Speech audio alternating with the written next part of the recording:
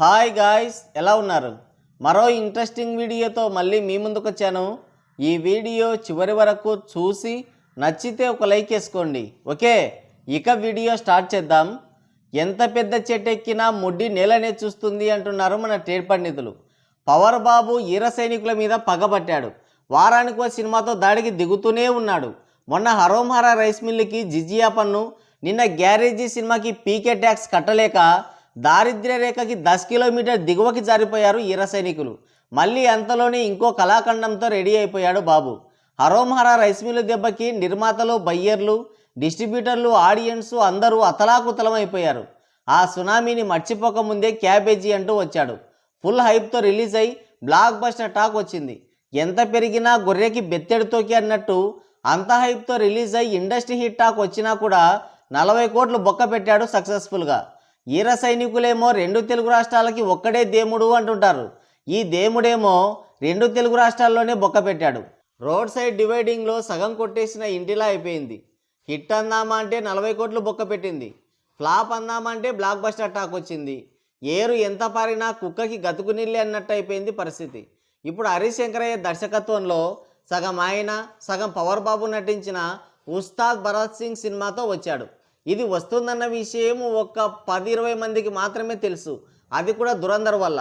అంత రహస్యంగా ఎందుకు వస్తున్నాడు అంటే ఎవరు పట్టించుకోవట్లేదు కాబట్టి. ఎందుకంటే జనాలు ఒక్కసారి కూడా చూడకూడదని పగబట్టి మరీ తీశాడు హరీష్ శంకరయ్య.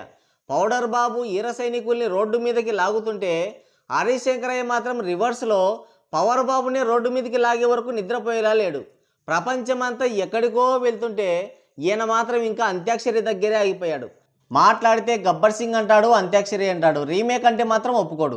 దీంట్లో కూడా అంత్యాక్షరిని మించిన ఎపిసోడ్ ఒకటి ప్లాన్ చేశాడంట. గబ్బర్ సింగ్లో విలన్స్ పాడుతుంటే బాబు ఎంజాయ్ చేస్తుంటాడు.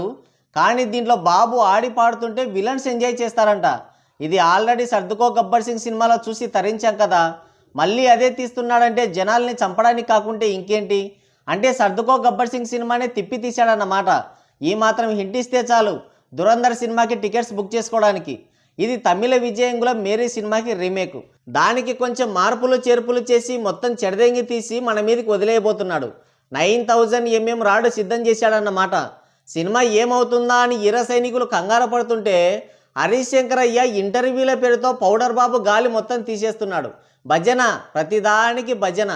గుండె లోపల పవన్ కళ్యాణే, గుండె పైన పవన్ కళ్యాణే, నా గుండె ధైర్యం కూడా పవన్ కళ్యాణే. గుండె లోపలేనా? చెవిలో, ముక్కులో, మూత్రపిండాలో లేడా? మొన్నే కదా స్వామి రవితేజ ఉన్నాడు అన్నావు. మిస్టర్ బచ్చన్ సినిమా ఫ్లాప్ అవ్వగానే తీసేసావా? ఇది ఫ్లాప్ అయితే నెక్స్ట్ మా బాలయ్యేనా?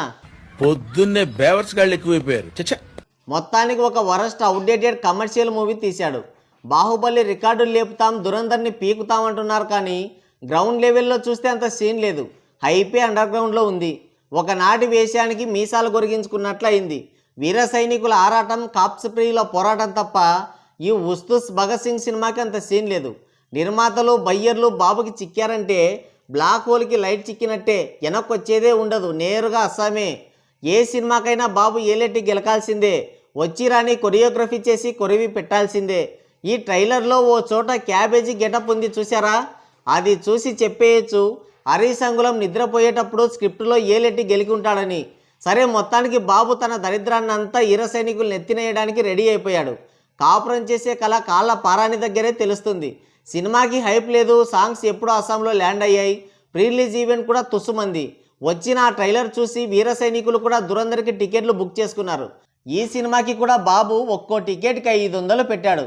మళ్ళీ నార్మల్ టికెట్ రేట్స్ పైన హైక్స్ ఇచ్చాడు. సోమవారం నుంచి శనివారం వరకు ఈటీవీలో, మా టీవీలో ఫ్రీగా టెలికాస్ట్ చేసినా చూసేవాళ్ళే లేరు. అలాంటిది హైక్స్ ఇచ్చాడు బాబు.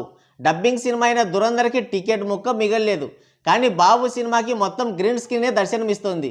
ఈర సైనికులంతా టికెట్లు పరాపరా చింపుతారని ఎక్స్పెక్ట్ చేస్తే దురంధర్కి టికెట్లు కొని బాబుకి చింపారు. దీనికి దురంధర్ లెవెల్లో హైప్ ఉండి ఉంటే ఒక్కో టికెట్ 5000 పెట్టేవాడు బాబు. కానీ హైప్ లేకపోయినా 5000 పెట్టాడంటే ఓర్వలేని కారణం ఉండి చెడిచాను, చచ్చి చెడిచాను అన్నట్టు హైప్ ఉన్నా బొక్కే, లేకపోయినా బొక్కే అన్నమాట. అందిన కాడికి దండుకుందామని ప్లాన్ వేశాడు.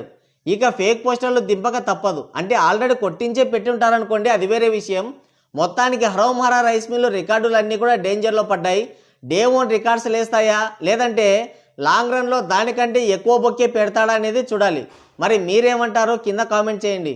సో గైస్, ఇది వీడియో. మరోసారి మరో ఇంట్రెస్టింగ్ వీడియోతో మళ్ళీ కలుద్దాం. Thank you, take care, bye bye.